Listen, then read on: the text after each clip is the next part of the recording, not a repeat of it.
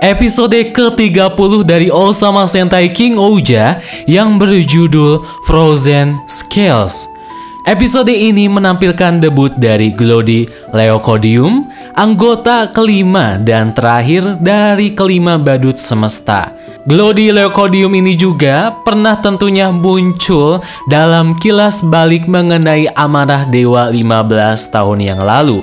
Di episode ini juga menjadi episode penampilan perdana dari ibunda Jerami, yaitu Nepila. Rita Kaniska sedang mengunjungi Isabana untuk mengambil perhiasan simbol Hakim Agung warisannya, yaitu Karas yang telah selesai diperbaiki. Dilanjut oleh Himenoran yang mengajaknya minum teh sembari berbincang-bincang. Himenoran saat ini tengah penasaran dengan mata kanan Rita yang selalu ia tutupi, di mana sebenarnya hal ini harusnya selalu menjadi rahasia bagi para Hakim Agung Gokan yang tidak boleh dibeberkan sembarangan kepada orang lain.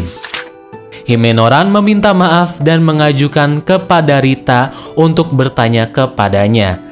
Rita sepertinya di sini mengeluh karena ada banyak penimbunan merchandise Mofun dan dia ini ingin mereka para pelaku tersebut harus diadili secara adil oleh Rita di Gokan. Di tengah pembicaraan mereka, Sebas mendapatkan kabar buruk dengan kedatangan seseorang wanita misterius dengan gaun putih yang terlihat sangatlah familiar yang sedang pergi ke Isabana. Dan dia di sini terlihat sedang membekukan tempat-tempat di kerajaan Isabana tersebut. Rita dan Himenoran segera pergi ke tempat kejadian. Disitulah sosok wanita misterius ini muncul.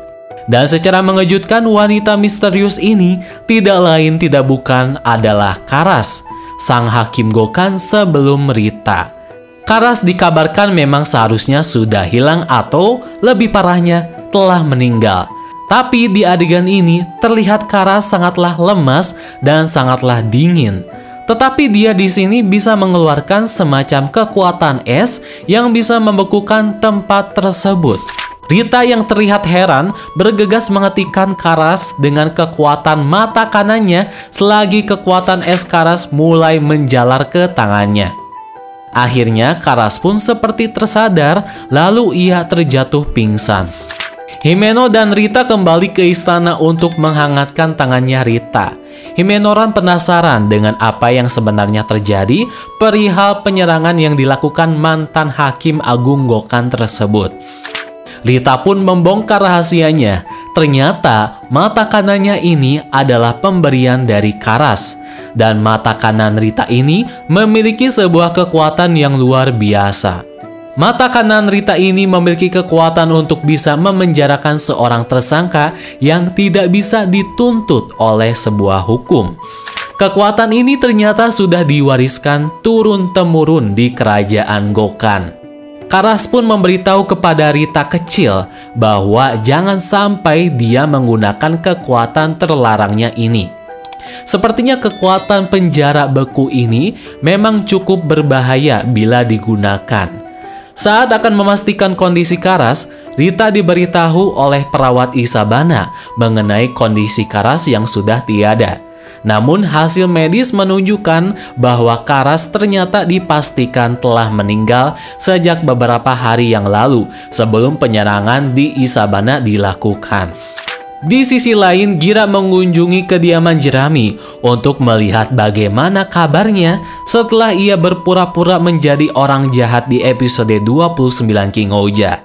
Jerami merasa senang atas kepedulian teman-temannya kepadanya termasuk Gira di adegan ini.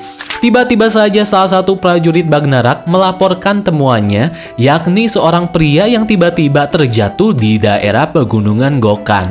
Pria itu dirangkul oleh Bagnarak dengan kondisi yang sangatlah lemas dan kedinginan.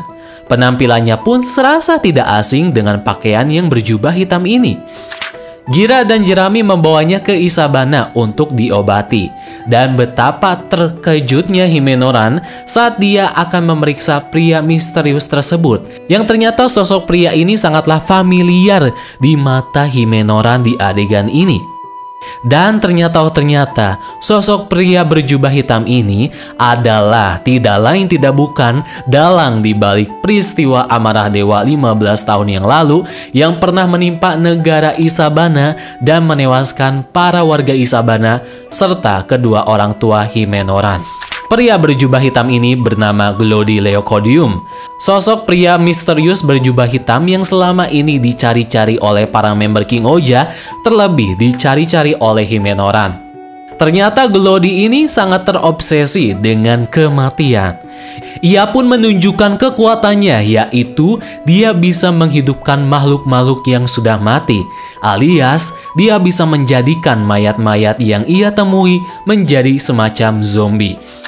Sebelumnya, Glody terpenjara dengan Karas, yang dimana Karas sebelumnya telah menggunakan kekuatannya untuk memenjarakan atau mensegel Glody di adegan ini.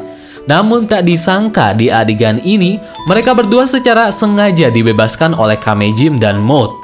Karas sempat bangkit kembali untuk berusaha menyegel Kamejim bersama Glody. Namun sayangnya, Karas langsung dibunuh di adegan ini oleh Kamejim. Dan secara mengejutkan, Karas pun dibangkitkan oleh Glody lewat kekuatan yang ia miliki.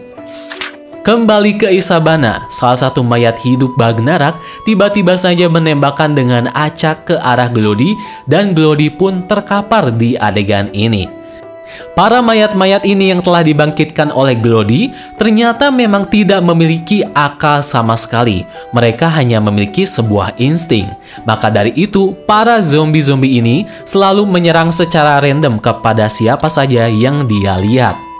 Dan tibalah Kaguragi beserta Yama datang ke tempat tersebut, sembari mereka bingung dengan apa yang terjadi di tempat tersebut.